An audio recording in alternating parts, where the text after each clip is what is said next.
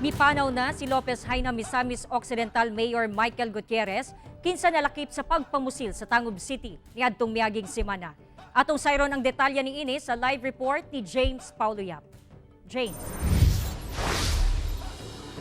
Diyan di nakabsa na sa iyang kinabuhi ang mayor pipila ka adlaw human ang pagpamusil.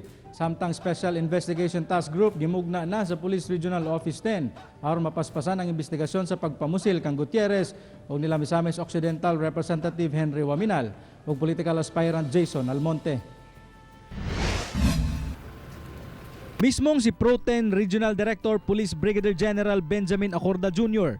ang mibisita sa Tangub City sa Misamis Occidental kung asa gipusil sa gituuhang sniper assassin sila Lopez Haina Mayor Michael Gutierrez, Representative Henry Waminal ug political aspirant Jason Almonte atol sa ilang Christmas fellowship sa usa ka gasoline station sa Tangub City. Day and night no ang ato ang mga kapulisan na naatasan to look for this information is they are really working hard, and the ongoing gihapon ang operation na we call that dragnet operation no sa probinsya sa Misamis Occidental. Samtang Disyembre 24, gi-airlift na paingon sa Manila si Mayor Gutierrez kinsa naigo og bala sa naong ug nabutang sa kritikal nga kondisyon. Kini aron mas mahatagan og atensyong medikal sa iyang mga doktor sa kauluhan. Apan karong udto lang, gianunsyo sa pamilya sa mayor nga nakabsa na kini sa iyang kinabuhi samtang naka-confine sa usa ka ospital sa Manila. Samtang na-discharge na gikan sa ospital sila Congressman Waminal ug Almonte kinsa nakaangkon lang og minor injuries sa kamot ug braso.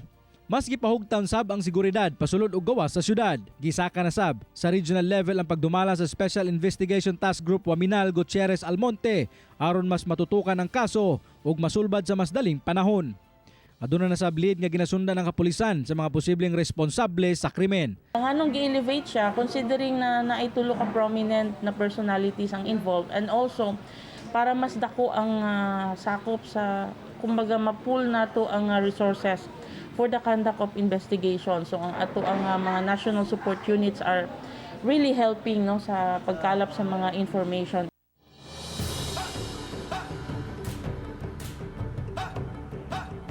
Diyan di karong hapon lang aduna nay gitagana nga usa ka milyon nga reward money si Misamis Occidental 1st District Congressman Diego T.